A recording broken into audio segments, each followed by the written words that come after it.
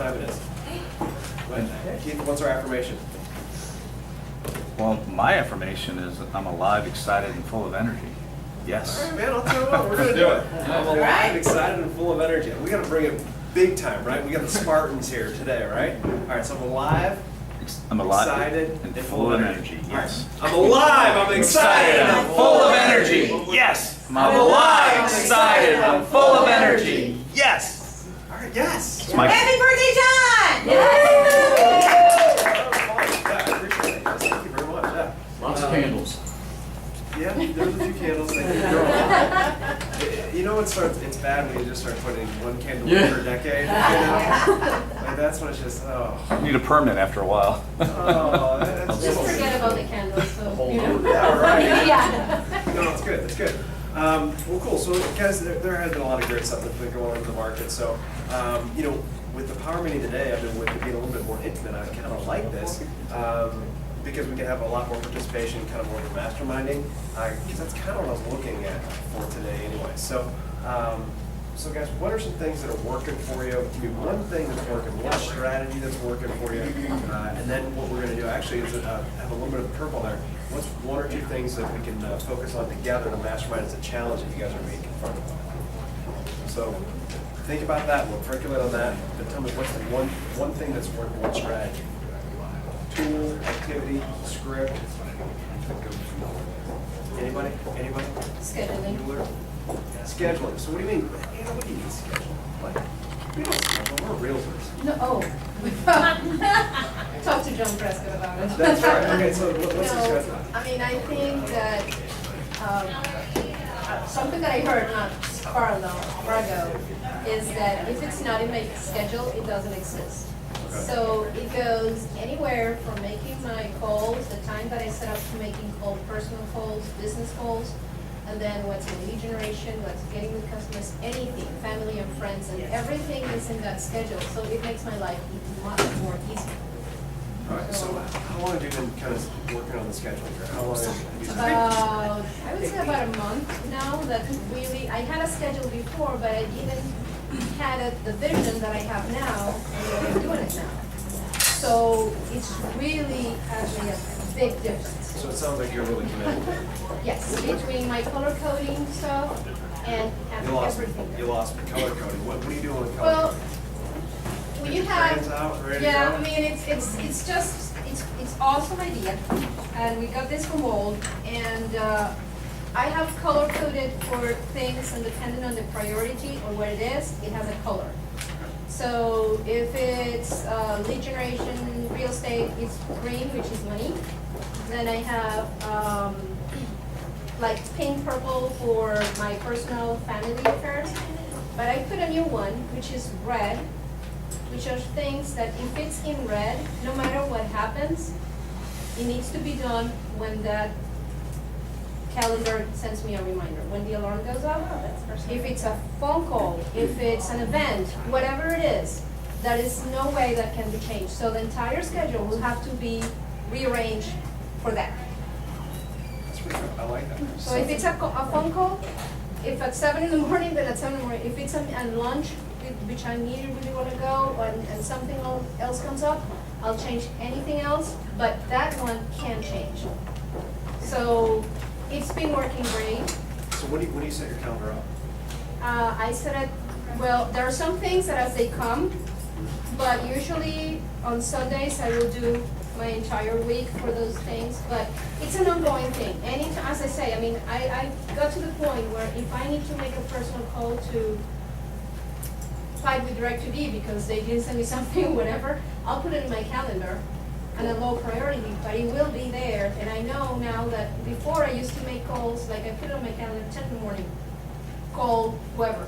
But happens that 10 in the morning I may be lead generating or doing something else, so I would just close it and change it. So now I have a time where I make my phone calls, if it's personal, if it's business, and that way I know when I can return calls, so I'm changing as well my voicemail saying I will be returning calls from this time to this time, and that's gonna happen. It's not like, I'll call you whenever. So I like that. What are you doing though to go and protect your time though? I mean, because I'd imagine that the rest of the world might not know what your lead generation time is. So what are you doing to protect that time? Well, it depends, and again, I mean, there are some, to be a little bit open, I have those red areas that cannot be changed, but that's not my daily schedule. Those are certain events. Because if I'm lead generating and I'm working on calling referrals, expires, whatever it is, but I have a client that calls me, say, I just saw a house, this is the one I wanna see, let's look at it. Oh my God, I'll put down the phone and let's go, because that's real money, what I'm gonna be getting, maybe writing a contract. So whatever, everything is negotiable, but my red spots. Okay. So that's good. So basically, you're bringing your discipline and your commitment to the red activities, everything else you're willing to shake up. Although I have daily activities that I set up, that I set, they're Monday through Friday, I do this and do that and everything, but whatever I put in red, that's definitely the things that I will never, ever change no matter what. Here's what I like, it's pretty simple. I mean, basically, you just put it in your calendar, what you have to get done. Rebecca, coming into a new industry, I mean, you're used to going into, work and knowing exactly what you gotta get done each day. I know that Brian Tracy says that a lot of sales agents, they spend a good bulk of their time just bringing their creative juices into what their activities are that day. So you're saying they're already done. Is anybody using the Stephen Covey self-management quadrant, time management quadrant, what he calls it? Is what you know what I'm talking about? I try to do it, but it just doesn't always work, So here's what I think, guys. All right, so basically, a lot of times what we do is we work on checklists, right? Because we get gratification just checking things off. And typically, the things that we're checking off are not the things that are going to most impact our business.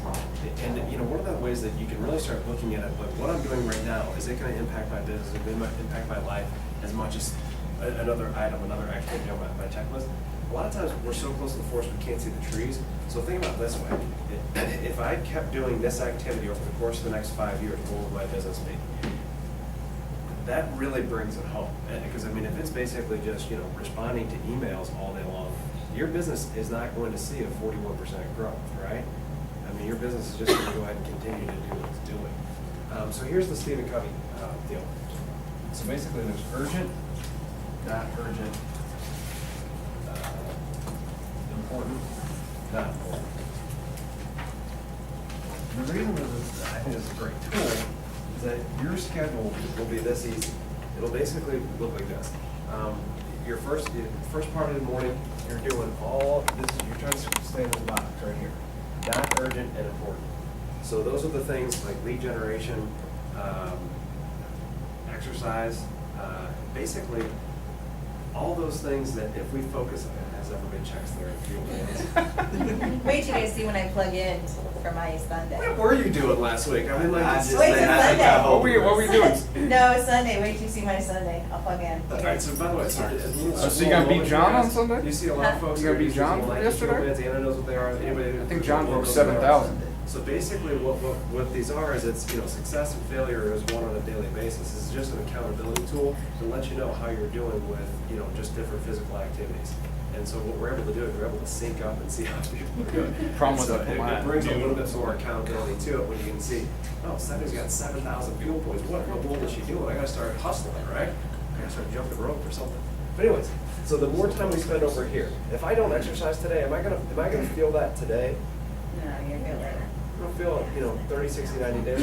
So it's not urgent, right? If I don't lead generate today, is that going to impact my pocketbook today?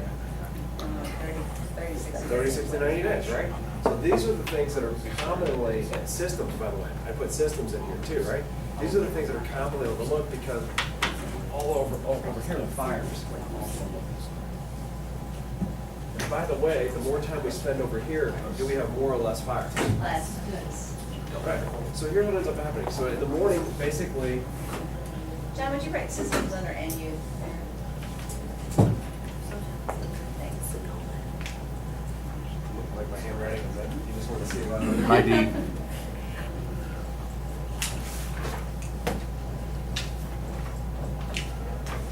That's basically what your calendar looks like.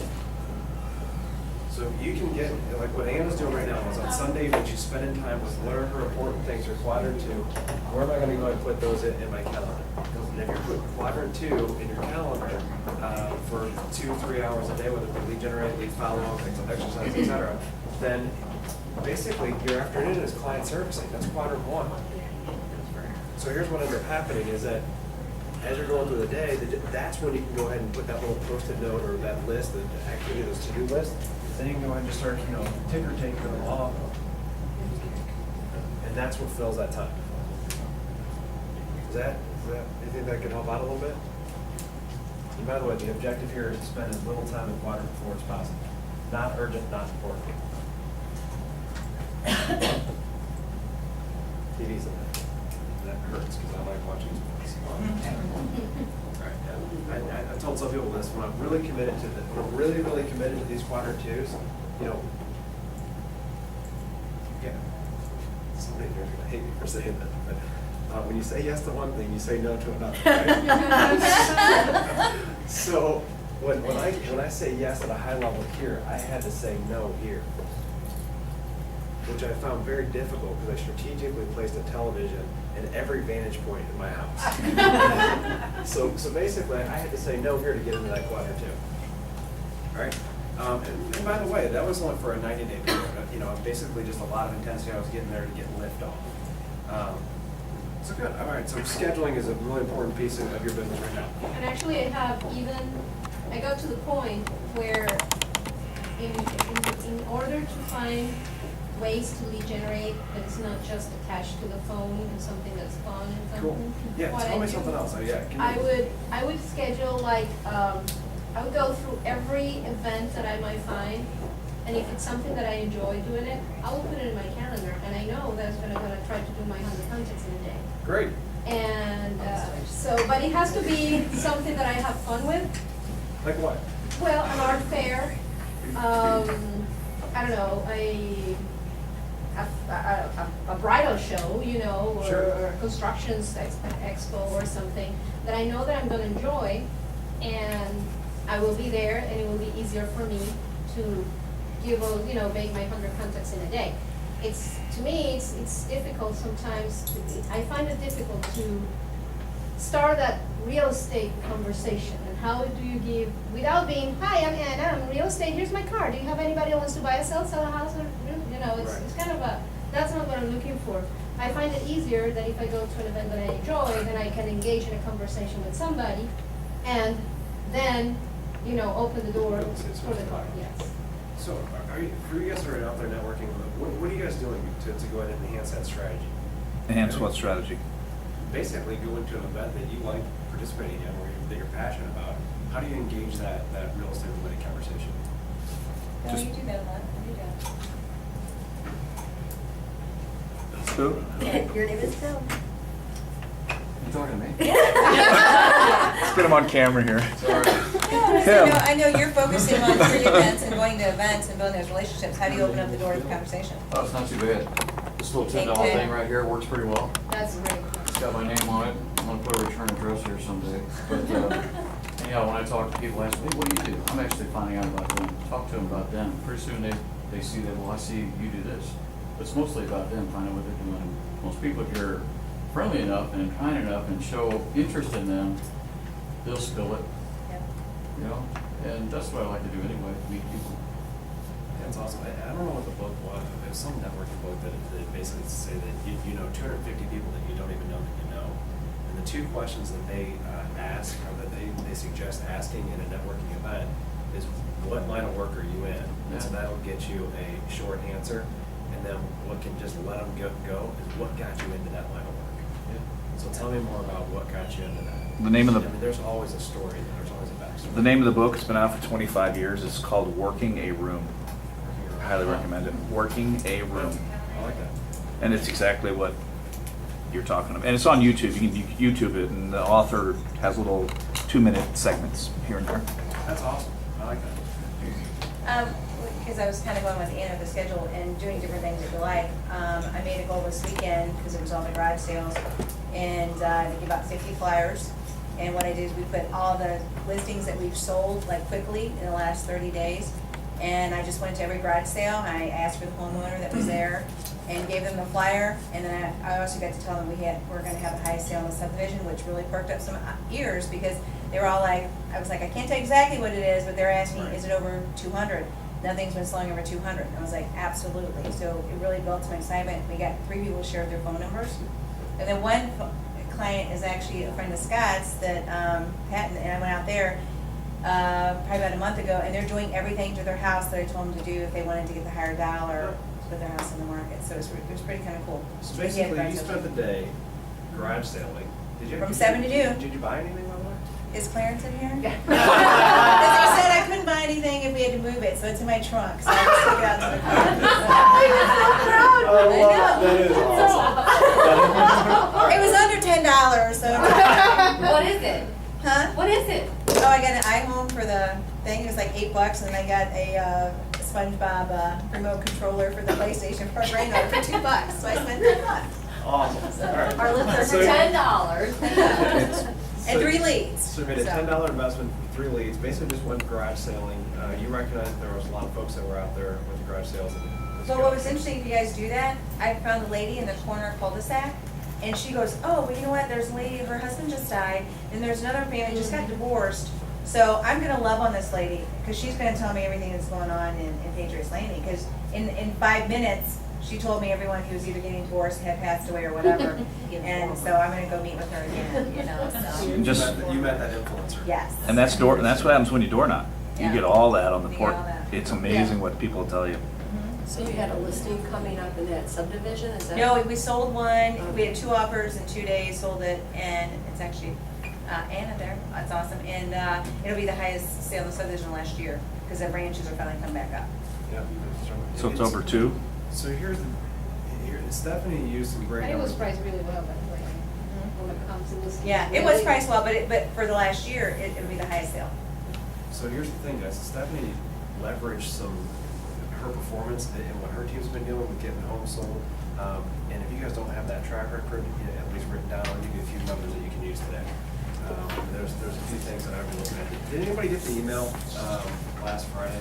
We put that on the back of the flyer. Market Center update? Yeah, we put that on the back of the flyer. Oh, you did? So now everyone else with the team can go out there and put their name out there and their stats and use that. So what did you put on the back of the flyer? We kind of had on some of the market stats, the listing volume, sales volume, and some of the stats you had. It's on the back of it, so they would know that the market's doing well. Yeah.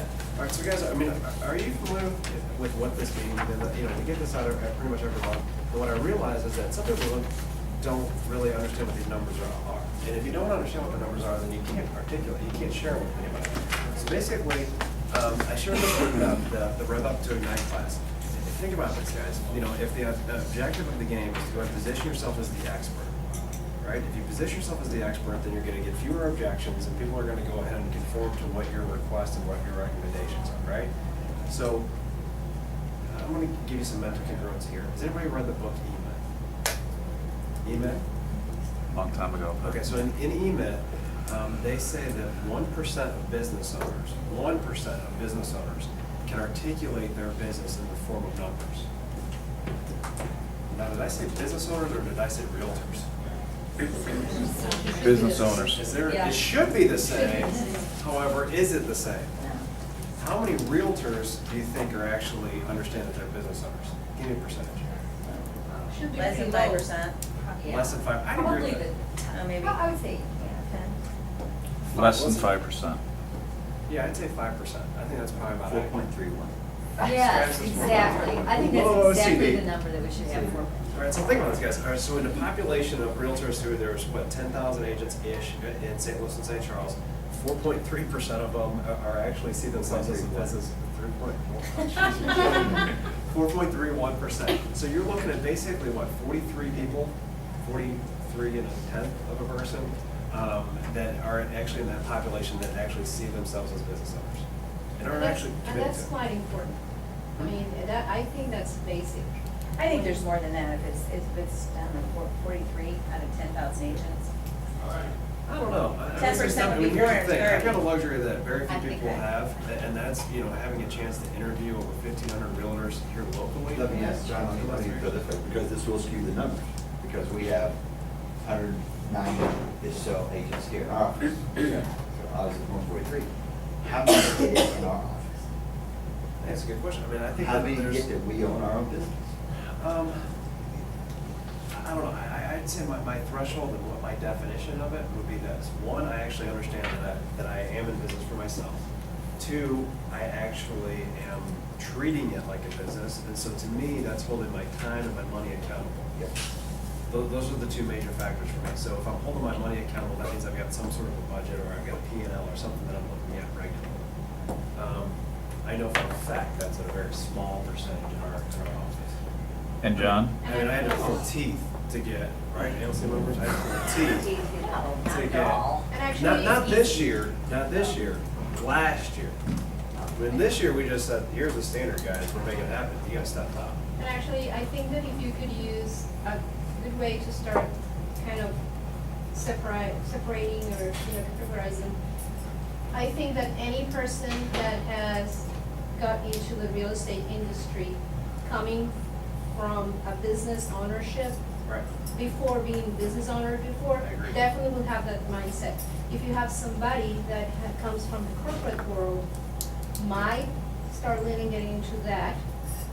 And if you, and depending on, what your position and stuff, but I think that a lot has to do with what you did before, definitely will help you understand what you want to do after. I totally agree. Those corporate American individuals, they still see that employee-employer relationship. A lot of times they get lost when they get into a self-employed position.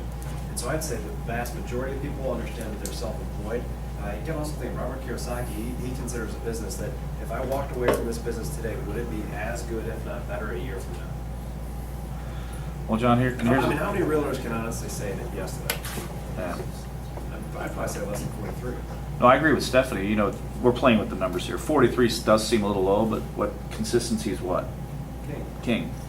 So I think there's probably more real estate agents that think they're business owners and look at it that way, but Totally not agree. on a consistent basis. Totally agree with that one. It ebb and flow. They get a flat tire, their car breaks down, and it's like, well, now I'm not a business owner anymore. I got to take care of this in my life. Look, I mean, I'll be vulnerable. When I was, in production, I would go on vacation, and I'd be tallying up what the vacation cost me, and then what else was I tallying up? How much you're losing, This how is- much you lost. No, how many I lost, the opportunity Yeah. cost, right? So when I was away, basically, that meant that my business wasn't generating more business. So was it really a business? I don't think it was. I really don't think it was. So I think that there are a lot of, but here's the deal. I mean, perception is reality. B, you have, right? So B, that professional business owner. And so if you're, let's say 5%, is that all right? Can I go 5% of real estate as a business owner? So that's 50 people. And then in that population, only 1% of them are actually going to go ahead and can quantify their business in America. Do you see how elite you are just by speaking in this language? I mean, people get that. People hear that. I was actually just talking to a realtor today, and he's like, "Yeah, man, my business is up and all this sort of thing." I got to talk with you about it because I know I ran into this guy before, and it's a referral you guys gave me. And so, so basically, I was like, "Yeah, my business is up, all that sort of thing." And then he's like, and how are you doing? And I'm like, "Well, we're actually up 52% over this time last year." He's like, "Really?" All of a sudden, the mood of that conversation shifted. He realized that we are focusing on the numbers. We actually do have some ideas about what's working, right? And he became much more amicable about getting together at that time, too. And John, one more thing about the numbers. We can give these out all day long, and the consumers out there will say, yeah, the market's this, the market's that, here's the numbers to prove it. These numbers are by hiring us. Right. Exactly. So what's one number that you guys are using on here? Because what I would do is that you're going to get Closed tons units. of these numbers. And so what I would suggest is just commit yourself to memory to one. I told you the one that I would commit to. Which one? What did I say in that conversation? Closed units. Closed units. Because I care more about closed units than I care about it. I mean, the listings taken, that's a leading indicator, so I do care about that. But there's some variance with that. The closed units, I mean, they close or they don't close, right? Right. Well, I would say our consumers only care about closed units. Yeah. They don't care about how many listings we're Your taking. sellers do not want you to list the home to put it on the market. They want you to list it to sell it, right? So I agree. I think that, the reason that I think that's important is that that's showing us how many people's real estate goals we're accomplishing. I think that's a major point there.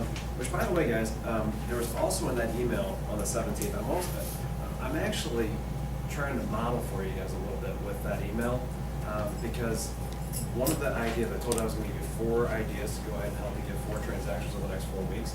one of the quickest, what's the quickest way to get paid? Bounce around a little bit, but what's the quickest way to get paid? Quickest way to get Contract sales. paid? Contract sales, so what does that mean? Tell me a little more about that. Either sell a listing or have a There, buyer. there, all right. Basically, the quickest way to get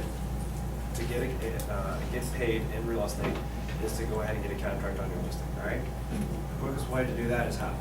Price reduction. Price it right. Price it right. So, now, as an individual, has anybody pursued expireds? Okay. What's one of the reasons why the agents will say that the client might expire? They always blame it on the agent. Yeah. They do. And It's what's always the usually the agent's number one fault. thing? There's one more No, number. no communication. Yeah, that's it right there. They never called me, they never communicated with me. I had one go Thank you. under contract yesterday, and the agent before them showed up one time, put the sign in the yard, never talked to him again. And then she had to harass him to get the sign out and the super offer. Yeah, and I'm embarrassed as a realtor And I believe that is. happens, that's so It's too often. much, way too much. It does happen too often. I'm embarrassed in our profession that that's what's happening. Now, on the same side of that coin, I recognize that that's the seed of opportunity for me, Yeah. right? That's perfect. And That is John, amazing. and usually what happens right after that, if it's not that, they'll say, the expired will say, my agent never talked to us about price, we think it's over, they never asked us to lower the price. I mean, they literally come out and say, the agent never told us to lower the price. I remember sitting down a number of times saying, how'd you come up with this price? Well, that's what we came out at, and, we never talked to our realtor because we wanted to do a price reduction. Like, you're kidding me. Well, I mean, It's serious, it's serious, it's serious. They won't come out and say that. Something else that I hear is that. I heard that multiple times, Mike, I'm not. I couldn't get in touch with When them you to give have them a a price motivated reduction. seller, I'll tell you this because I'm working with a couple leads that are not here, so they're relocating to St. Louis, so they're gonna be my buyers, but, at this point, they're selling their houses anywhere else. And when I try to engage with them and say, do you have your agent's phone number? I would like to talk to her or him and see what we can do together and help each other so you can sell your house so I can buy your house here. Right. And the common thing is that said, well, but what are you getting, we're not getting too many showings. And say, well, have you had your numbers, what are your numbers looking like? What is your realtor? Well, says, why don't you ask your agent to give you numbers every week? We are in a very changing market. See what's out there, see what's not there. And they, all of a sudden, it's like, oh my So God. just like we practice, this is perfect, thank you. So what I'm doing, because this is a perfect segue here. Basically, if communication is the number one reason why people will let their deals expire, then what do we need to do if we have a listing? Stay on top of it, talk to them once a week, at least, if not more. Ask them for price reductions. My sellers hide from me now. Here's, guys, write this down. This is They a do. system. This is a listing marketing system, okay? On a weekly basis, you're communicating to them what's going on in the industry.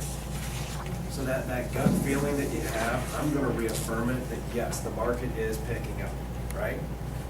And typically I'm gonna do something, I'm doing very general, okay, big picture. I'm thinking either national or regionally, what the market looks like. And just Google it, man. And once you start looking for these things, you can start like RIS, media, you're gonna get all these different Inman News. places. Inman, you're gonna get all these different places that are real estate resources. And once you start getting it, you're just gonna be able to pick and choose what's gonna reaffirm what you know is going on, what's true in our local market. And you can set up a Google search, John, for anything that says realtor or real estate, and you can set it up once a day, and I get once a day, everything that's ever in the internet that says realtor. I'll block something and I'll show up on it. Anyway, That's, Google search, you can set it up each day. I think that's good. Basically, I'm looking for trends. Well, and I think a couple things is, one that we've implemented is, one besides the weekly phone call, the emails they get from certain reports, we're sending them something in the mail each week. Because to me, they get so inundated with all these reports and emails and stuff like that, but if you physically send them something in the mail that you went over them with from the last week, Well, it's huge, because they get it and they're like, oh my gosh, there's this many showings. Wait, I don't know what you're saying. What are you sending? On Mondays, we send them the mail, everything we went over the phone with them, like, how many hits you got on Realtor.com? We call them virtual showings. How many showings, how many contracts? So everything we went over the Can I phone, we pause put real it in quick? front of them, Real yes. quick, words have meaning. What did Stephanie call real clicks? What did you call it? Virtual showings. Virtual showings, Guys, that needs to be in your habitual language. yeah. Because every time they open that super box, that's a second showing. They've already seen it virtually. Yeah. Well, I do say that. So But since we implemented that, the clients are much happier because they get something in the mail, they're getting the phone call and they're getting email. I So agree. they're See, loving it. here's the deal, Stephanie. You're kind of 2-2 with that kind of stuff here, and I want to make sure we get one-on-one kind of Okay. set up. Because I couldn't agree more that you need to get something up. Something in the mail. Think about it, guys. Has anybody had a relocation listing? Anybody? Come on, I know you guys are out there. I know you guys have had a relocation